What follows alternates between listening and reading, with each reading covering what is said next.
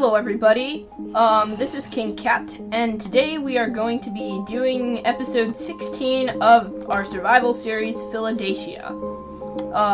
So to start off, down here in our bookshop, we have actually gotten an order. We've gotten like 1 or 2 orders before, but not really any significant, and this one is not significant either, but we have a book from the Unicorn, or Jack, or I think he's changed his name now to the Rocket Bunny, and he wants Silk Touch and Mending. So I've talked with him, and I can deliver him the Silk Touch, and look, he's paid too, but not the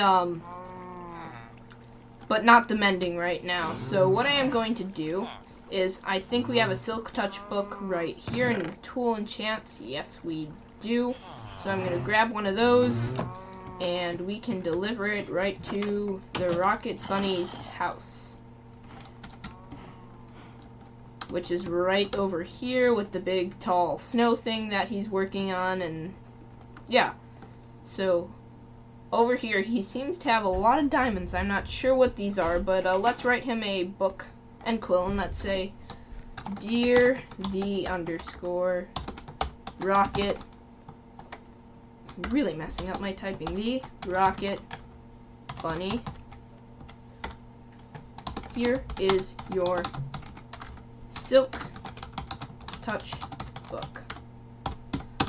I took 1 diamond from your mailbox as payment. Come again, enchanted ink. So, dear the Rocket Bunny, here's your Silk Touch book. I took 1 diamond from your mailbox as payment. Come again, enchanted ink. Order. Sign and close. There we go. So there's order, and we can take 1 diamond because the Silk Touch book costs 1 diamond, and the other 3 we can keep in here.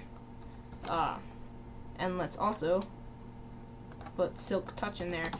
And actually, I think this diamond is payment. The other diamond is actually from the diamond that was in that chest was from Pufferfish, who bought a book from his own shop.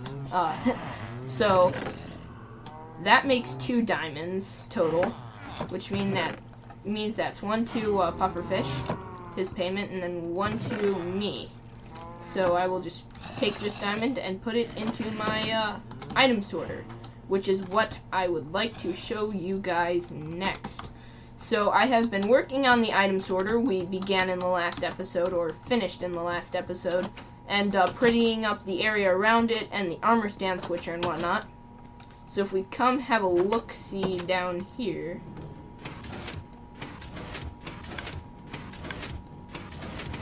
there we go.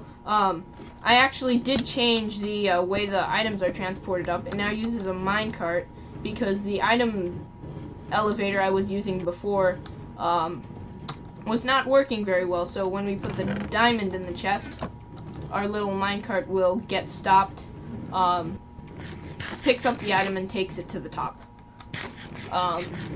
So that is our new item elevator.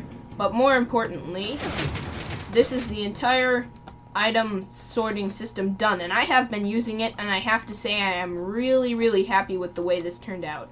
It's one of those things that you don't think you need until you have it, and then you can't live without it. An item sorter is a really, really awesome thing, and I would totally recommend building one in your world. But yeah, it's all done. This is how it looks. We have our armor stand switcher that we built here. You can go check out the tutorial for that if you want to know how to build it yourself. And then down this minecart elevator, we have a new area. So what I want to do next is build a pumpkin farm that I designed, which I also released a tutorial for. And so I'm going to build one right here and one right here, and I will be right back. Alright, so in this new sector of our house, which seems to be filled with mobs, there's quite a lot of mobs down there. Maybe we could turn this into like a mob farm or something. Anyhow, so in the new sector of our house, our pumpkin farms are now in place. I just did a little bit with packed ice, and it appears that there's a pumpkin right there that did not get picked up. yeah, the farm design that I created is unfortunately not quite lossless, but I'm pretty sure the loss rate is, like, pretty low. So, yeah, and you can see they're working. We have 2 pumpkins in here and 9 pumpkins in here because this one has been running a bit longer. So, those are our pumpkin farms done. And now I want to move on to working in a different dimension. So, we are going to the Nether, and we are going to go build a blaze farm and decorate it because I want to build, I want to build a blaze rod shop, and I also would like to build something else. And why is the ender pearl missing from this chest? It's weird. Alright, well, I'm going to gather some materials and head into the Nether, and I will be right back. So, after designing in our creative testing world, creative building world, this is what I want our farm to look like. So this is where we come in. These are where the blazes are, and there's a button for crushing the blazes and a button for opening the gate, and I will explain that in a minute. So I'm going to get the materials that I said I was going to gather in the last clip, and I'm going to build this at our nether fortress. We do have a nether fortress in our nether, and I will be right back. Alright, so we are in the Nether now, and I have built the blaze farm, and as you can see, we have a ton of blazes. So if we press this button here, we can see that we get a lag spike, and all the blazes get crushed. And then, as soon as they're done being crushed, we can whack them with our sword, and because of 1.9, the sweep attack will kill them all at once, and we get a bunch of XP and a bunch of blaze rods. And even more if we were to use a looting sword. And this takes a while to warm up, but once it is warmed up, it's pretty good. And then we just press the separator button to open the separator, and we can see we have another blaze ready to be crushed. So I'm going to go onto a creative world and show you guys how this works. So this is the blaze farm design in my creative testing world. The design for the actual crusher is not my own. So this little bit here, this 5x3, is not my own, but the problem is, once it crushes the blazes, more blazes could fall down as I'm killing the blazes down here, and then we'd have not crushed blazes that I'm just hitting, and that's not good. So I had to add a separator to this, and basically how that works is when we press the button to crush the blazes, like that, crush the blazes, this dropper fires, which puts the redstone into here, causing this comparator to fire, causing this redstone signal to come through here, but powering these 2 pistons, causing this piston to go out, causing the separator to close. And when I power this dropper with this button, the item moves over to this dropper, and we get the separator not closed, and the separator is actually glass, because if you don't use a transparent block, the blazes might get hurt. So next what I want to do is open a similar, another nether related shop in the overworld, and there I think I want to sell glowstone. So let's get on. This string chest I have not used at all, and I am going to recommission it to a blaze rod. So if we change the item frame to a blaze rod and then come back here, there it is. There's our 24 string that we don't need. And now if we just throw our 64 blaze rods in, that chest is now going to hold our many blaze rods that I am sure to accumulate over the course that I use the blaze. So I've grabbed some materials and I am ready to work on the glowstone shop. So we're in the town square right now. This is what it looks like if you haven't seen it in a while. We have the dragon's egg donated by Exatlantique. There's our shops. We actually have a wood shop over there by Jack. And then obsidian shop, and I think Pufferfish is building a horse shop. So yeah. So I want to build our glowstone shop right here. We're eventually going to have a cobblestone pathway going around that dragon's egg, and then up here, and then over to the villager trading hall. So I think that this would be a good place to build it. So I'm going to begin to build it, and I have I want to make it look like a nether fortress, because where do you find glowstone? In the nether. So, the problem is, though, you can only really make something look like a nether fortress by using all nether brick. You can't really vary your materials. So instead of going for a variety of blocks here, I think what I'm going to try to go for is texture, like I kind of did in the villager trading hall. So I'm going to be using many different types of what's it called, nether brick.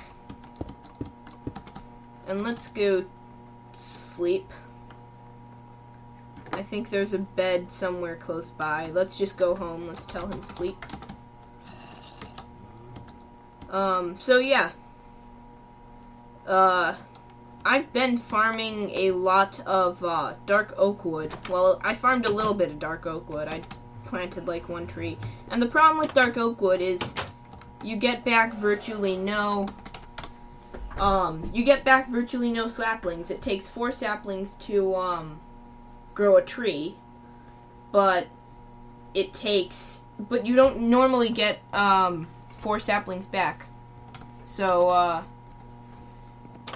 quite annoying. See, I've tried farming a tree. I used 4 saplings. I had 8, and now I only have 6. So, I mean, if you have a dark oak forest nearby, that's fine, but we don't have a dark oak forest around for miles upon miles, which means that we're probably not going to be getting a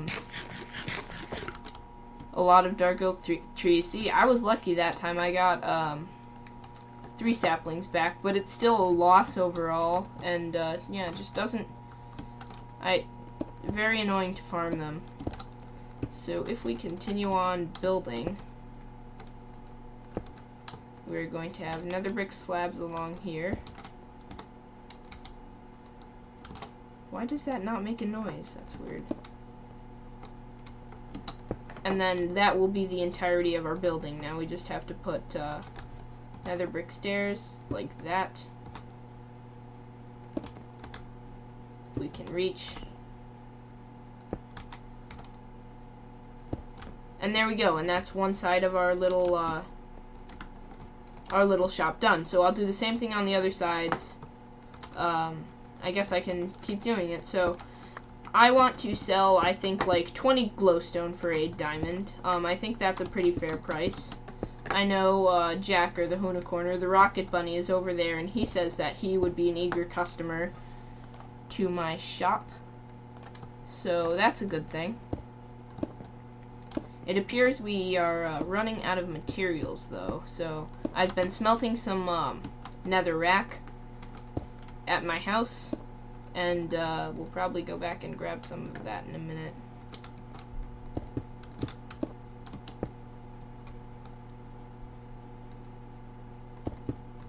That doesn't always make a noise. That's strange. Anyway, so if we place that there, and then we can place the rest here.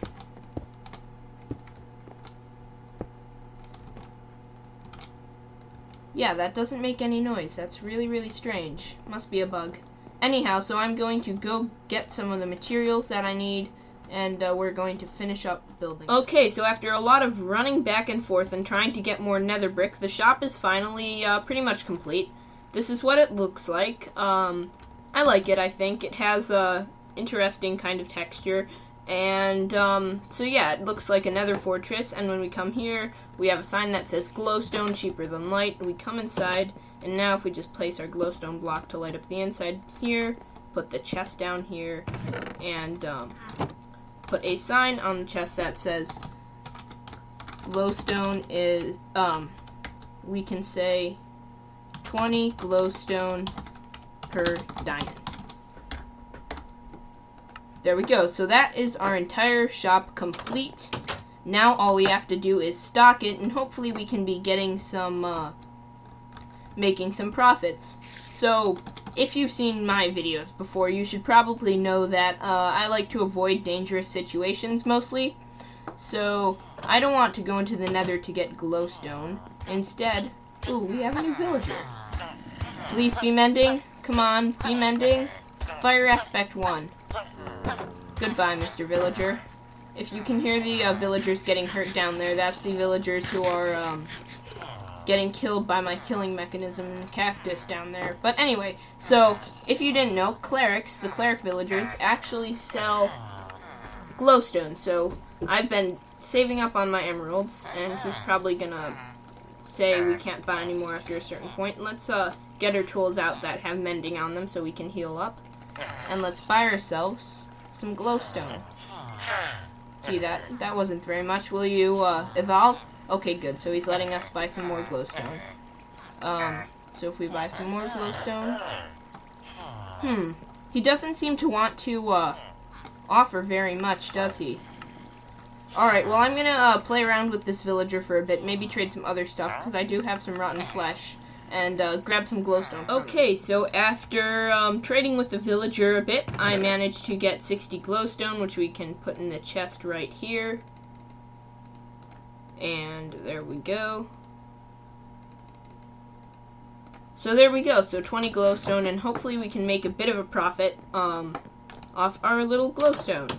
So, yeah. Now it's time to move on from our glowstone shop, but hopefully we can make some diamonds off that. So for the last bit of this episode, I am just going to be showing you some of the happenings around Felidacia the last few days. So first of all, it appears that Pufferfish has bought some emeralds from us. I used to have 64 and he took 32, which is okay. So, yeah, I've had quite a lot of, well, I've made quite a few diamonds lately. We had the, book thing. The, yeah, we had delivered an enchanted book earlier today. We have 2 diamonds here because Pufferfish bought some name tags, and, the reason for that will become apparent in just a moment. If we come down here, we have in our chest 2 diamonds, which is payment. So that's 5 diamonds we've made, and then from our glowstone shop over here, we seem to have made another diamond.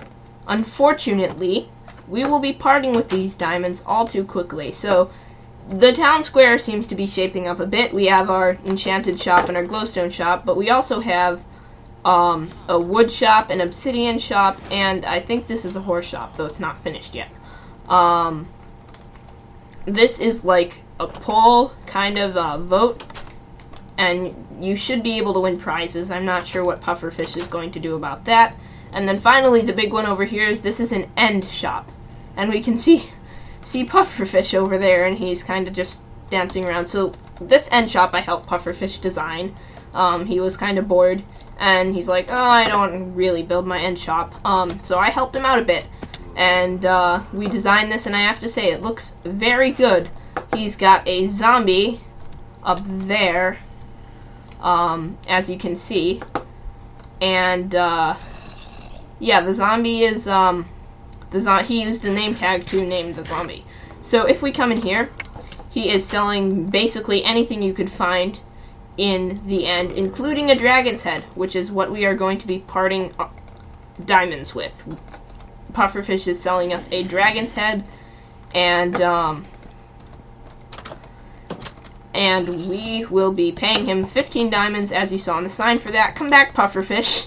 We have business to do. Another thing that's new over here is, I think this is kind of a community exchange. Okay, let's go catch Pufferfish. So I'm holding 15 diamonds here. Let's give him our 15 diamonds. Let's tell him dragon's head, please. And there we go. We now have a dragon's head. So thank you, Pufferfish, for selling us that dragon's head. Now we can walk around and look derpy. I'm not sure what we're going to do with this dragon's head quite yet, but I'm sure we will find a good use for it, and put it to good use, I guess. And one final thing that we have gotten, and after we take out this skeleton... Gee. Alright, we got him down there. I'm not sure if I, want to take that skeleton on, because he has gotten me pretty low on health, so we'll just do this the lazy way. So, as you know, we have gotten 2 Frostwalker villagers, but now we have a mending villager. Pufferfish was able to get a mending villager who sells mending, which means we have infinite mending. So in the next episode, I am going to be enchanting all my diamond armor that I will make, and some tools as well, so we can have maxed mending armor and more, all with the help of this villager over here. So don't miss out on that episode. See what's coming up. I hope you enjoyed this episode of Felidacia, and have a nice day.